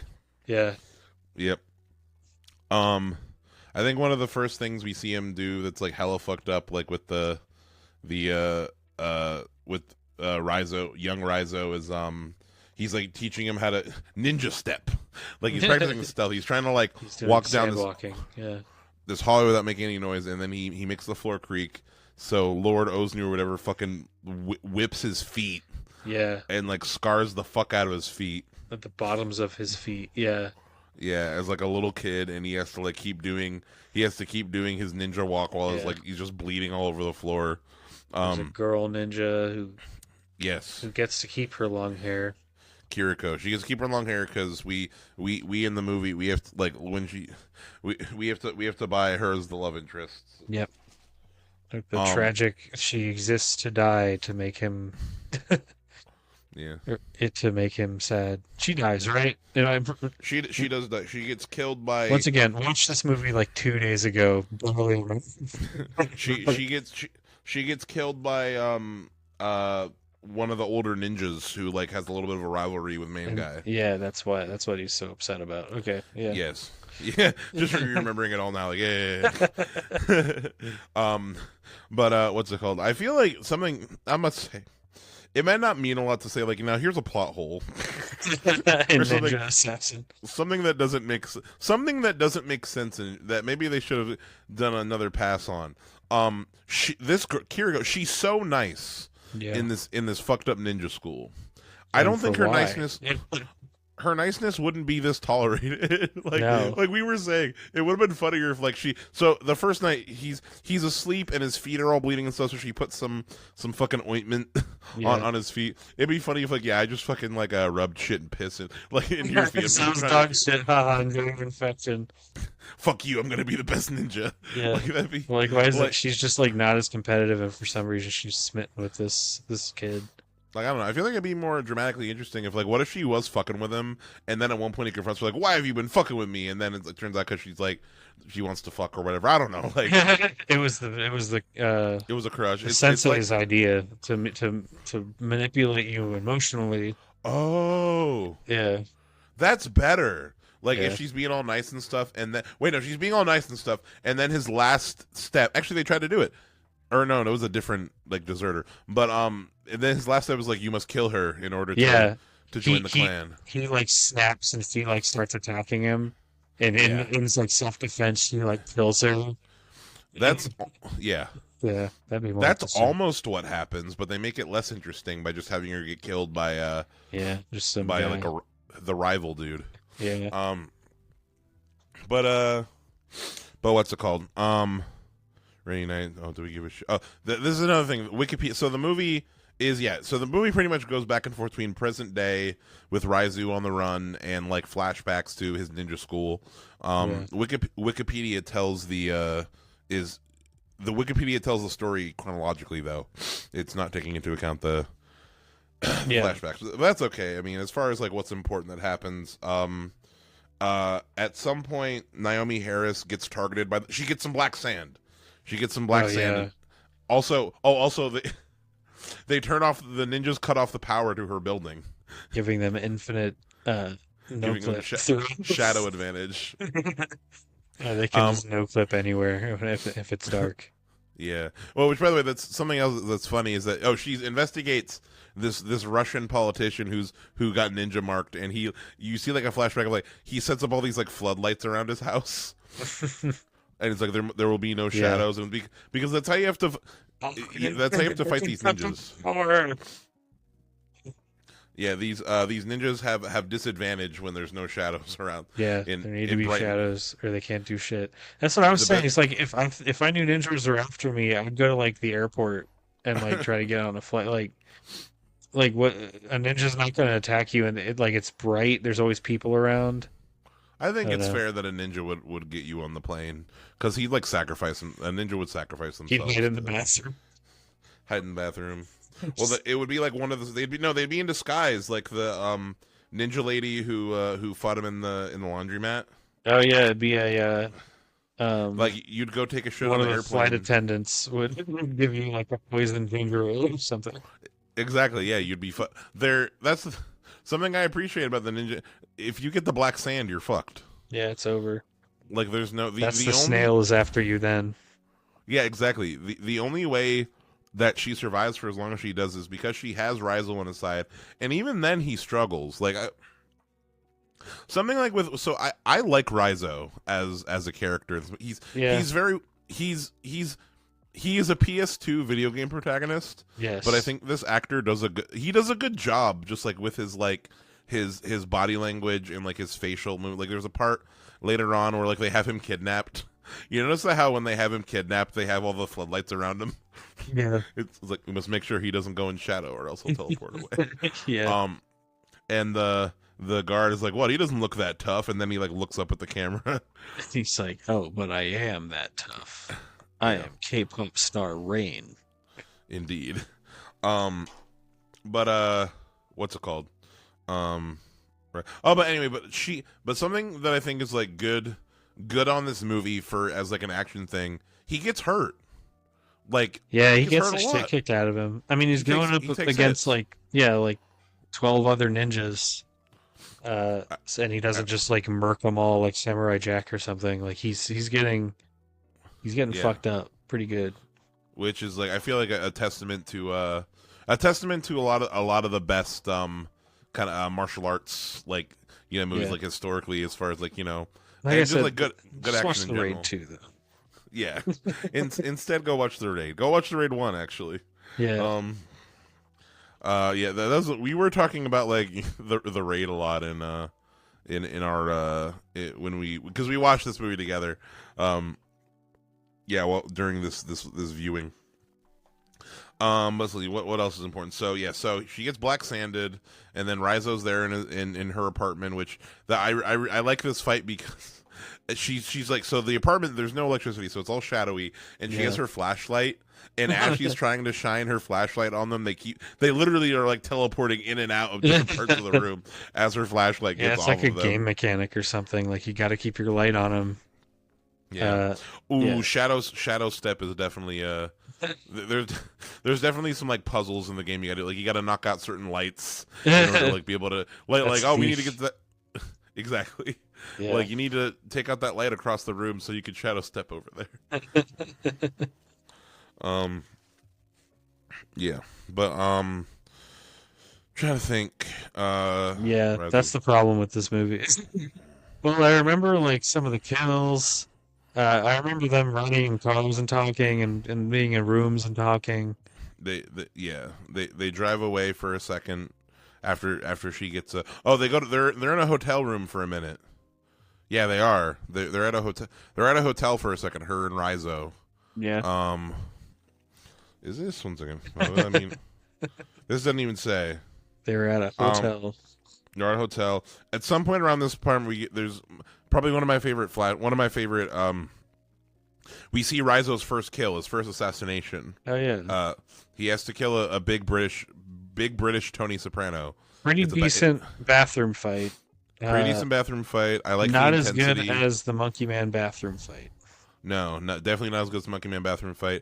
Not as good as the Mission Impossible 5, I think, with Henry Cavill. That's the one. When I think of bathroom fight, cocking his elbows. Cocking his elbows. Yeah, that's my quintessential bathroom fight in my brain. Yeah. Also, the bathroom fight from the Raid 2. Actually, the bathroom fight from the Raid 2 is the best bathroom fight. What are we talking about?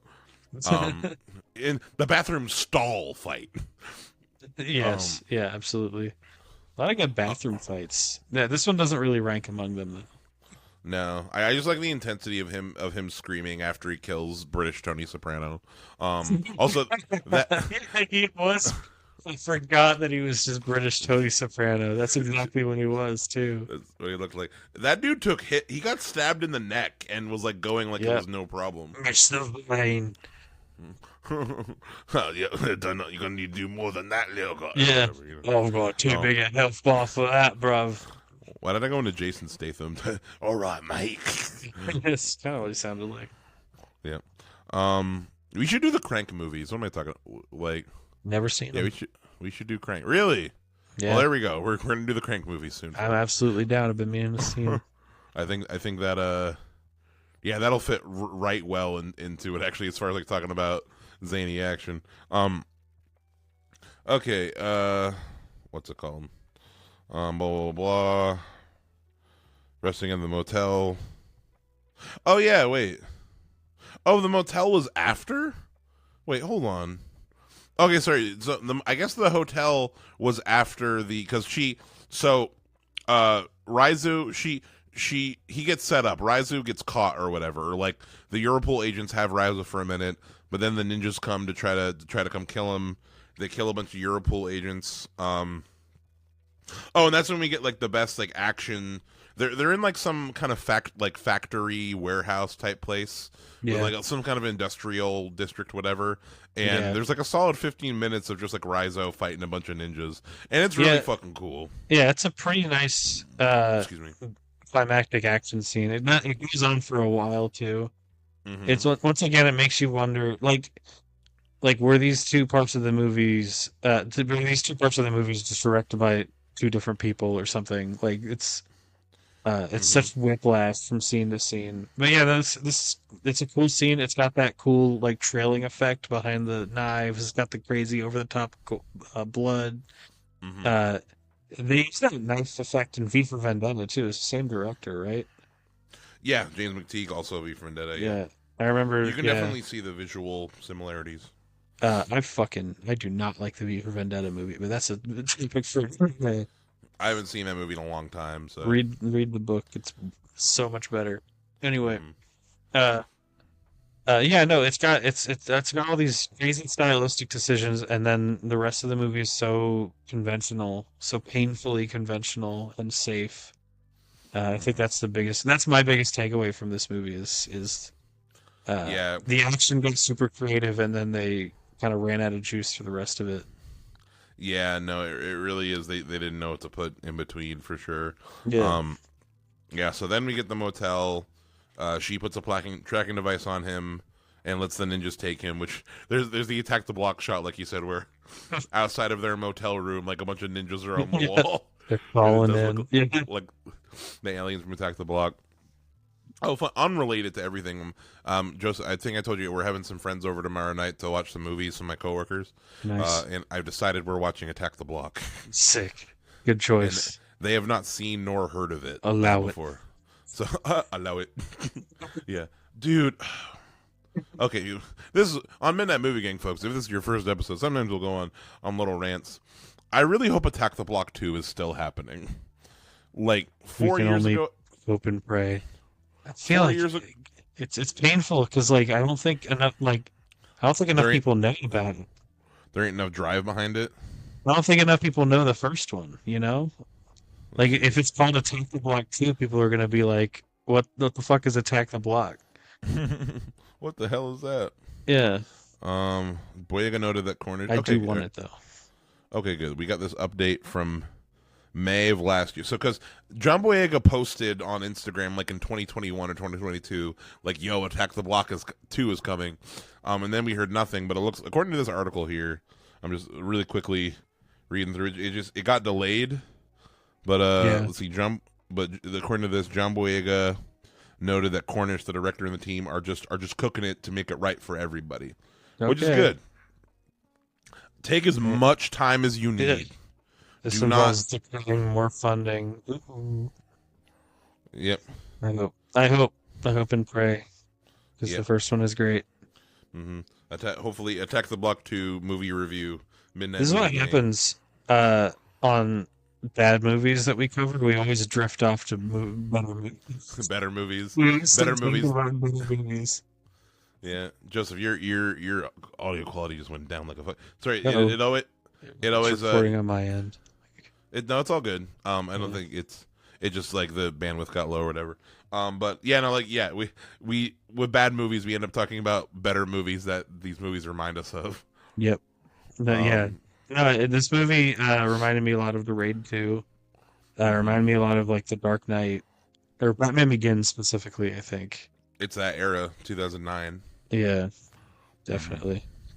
Yeah. It felt like it lacked its own identity for everything but the action scenes. Mm-hmm. Yeah, definitely. Like the action scenes are really the only things that really. There's not enough of them, so no, they're few and far between. Our big final battle is pretty cool. Which we were talking about, like where's the Call of Duty DLC or the asymmetrical? So basically, the Europool has put a tracking device on Raizo. They took Raizo back to the ninja school, to Ninja Hogwarts, yeah. to kill him, to execute him. And Europool rolls up and like fucking they bring the floodlights. That's the thing. They got to bring all the lights to try to disable the ninja powers. But we get a big ninja versus soldiers like kind of war battle, and it's even because they're on ninja turf. The ninjas are hard to hit, and also ninja stars in this movie, by the way, are fucking are just as lethal as bullets. They're sick as fuck. They're batarangs. Yeah. That scene of the Call of Duty guys fighting the ninjas. That's when I was like, all right, let's wrap this up. Like this is the most boy coded thing during the action scenes. Mm-hmm. And then there were all the teenage boys in the audience were just fucking being really annoying in the theater during everything but the action scenes. Whoa, that was sick. Yeah, exactly. Yeah, I mean there is nothing else to do outside of those action I don't even scenes, blame him for this one. Yeah, nothing to comment on. Yeah, I think what's it called? We get some pretty cool, just like more ninja action. There's a pretty cool shot where it's it reminds me of Power Rangers Ninja Storm. Honestly, this shot where he's behind like the paper, was it the paper door or whatever? And we see the firelight and he's like fighting ninjas like that in seems shadow. Pretty sick. Yeah, and the big boss fight, the multi-phase boss fight he has with the with sensei is pretty sick. Yeah, there's a scene behind the paper and they cut each other and blood splatters on the paper. It's really nice. There's a lot of blood. This was a pretty cool demo reel for like an action director. Like there's a lot of creative ideas in the action. I'll give it that. Yeah, no, there's definitely like there's a vision here. There was some passion behind it. I think that like I said, I like all the flashbacks to Ninja School. Honestly, I wish that the Ninja School plotline could have been outlined at like we could have had a bit more of it. Honestly, take out all of the Europool stuff. 100%. Take out all of it feels edited anyway. Yeah, exactly, and just add more action and add more Ninja School, like fucked up Ninja School. Or just have the movie be 30 minutes long. Yeah, That's just fine. have it be Just have it be hella short. Yeah. So we get the Mika interferes. Yeah, she tries to help. Proceeds to kill Takashi, and yeah. He has his final fight with Takashi, the his rival, kills Lord Onzu. Oh yeah, and Lord Onzu, so he stabs Mika through the chest, Naomi Harris through the chest, and it turns out that her heart is on the other side, just like the old man in the opening. Remember from the beginning of the movie? Yep. And this is where the movie should have just ended. I mean, it's not like there's a lot left, but that we get like a little bit of a final scene where Raizo is at Ninja Hogwarts, and like the place, he's killed all the ninjas. The place is destroyed. It's destroyed. He climbs the wall, looks at the beautiful horizon. Maybe he'll start a good ninja school. I don't know, like, and then maybe in Ninja Assassin 2, which never came. Was there ever plans for a sequel? This is definitely the kind of movie where they thought about it. They thought that they were going to get one. They were really hoping. They were watching that box office closely. It looks like across the board, according to Wikipedia, already had a script written. Across the board, this movie's pretty bad. 26% Rotten Tomatoes. Which I think is too low. I think we're in the 60s. I think we're in the 60s. Too high. I'd give it like 40s. Okay. For me, just because it's so boring, and as much as I like the action, it's just better in other movies. That is true. Like, yeah, I think the biggest thing. I think the choreography is good. I think the camera work could have used some love. Also, a lot of the action was there was a little bit of Alien vs. Predator Requiem going on a little bit sometimes. Yeah, with some of the darkness. Yeah, you got doing the darkness and shaky cam at the same time. Recipe for disaster. Yeah. There's a couple things going against it, but yeah, no, I think it like as far as like I said, it's a fun movie. I had a good time watching it with you. I think it's a fun movie to like throw on, make fun of. This would have been perfect for a commentary. Honestly, it's funny. Yeah, because there's plenty of time to talk. Yeah, that's like with Cowboys and Aliens. Like, wow, 15 minutes of cool alien shit. It's like, what? There's always a lot of downtime in this. And then nothing. Yep. But yeah, it's Ninja Assassin. I don't know. I don't know. Perfect Days. Yeah. No, just watch Perfect Days. Please watch Perfect Days and then watch The Raid. Watch The Raid and then watch The Raid too. Exactly. Props from this movie. I remember what you said your prop was. Yeah, I want there's a sword where the blade slides between, like it slides through the handle, and then you can path slide it like a Darth Maul's lightsaber. I want that. I know I would fucking kill myself with it, but I still want it. Yeah. I think I'm gonna stick with the ramen bowl. There's early on in the movie. Bowl. Raizo, he's eating some noodles in his apartment, and he's got like a nice green. It looks like a very nice green, little ceramic bowl. It's just a nice bowl. I don't know. Just like a million weapons and. So if people would ever see me using that bowl in my house, be like, "Oh, that's a nice bowl." I'll be like, "Thanks, it's from Ninja Assassin." And they'll be like, "From what? What shop is that?" What is it? Nice. Is that a shop? But yeah, no, those are the props. Yeah, but no, Ninja Assassin. Yeah. Check it out. But yeah, so Midnight Movie Gang. This has been the first video edition of Midnight Movie Gang. I hope folks have enjoyed the tonal whiplash. And this is also, like I mentioned, in case I don't know what format people. If I don't know how many people check out the YouTube versus people who only listen on Spotify. This will be available audio version as well. But we're changing from 1 week to 2 weeks on the podcast, and then in between those weeks there will be video essays released by me. The first one is already up about Alien, Ridley Scott's Alien. Check that out, and then I have a Tremors one coming up soon. Been working on that, so stay tuned for that. And yep, so I'm also working on the AVP game thing. There was some weird issues with the recording on that I had to work through to fix, but it's fine. Those old games, man. You never know. It's not the games. It's actually like how something with the recording. It'll be fun. But either way, there's stuff coming down the pipeline. Stay tuned. Thank you so much for listening. Hopefully you enjoyed this episode. Hopefully you check out the movie Perfect Days. Yes. Please watch the first movie from this episode. Yes, watch that movie, which we talked about way more than this one. And yeah, thank you so much again. Have a nice night, y'all. Bye. It's 1:27 p.m. Night Movie King. Bye. So, here we go. With childish frustrations and complexes, the police are searching for James Thomas, believed to be...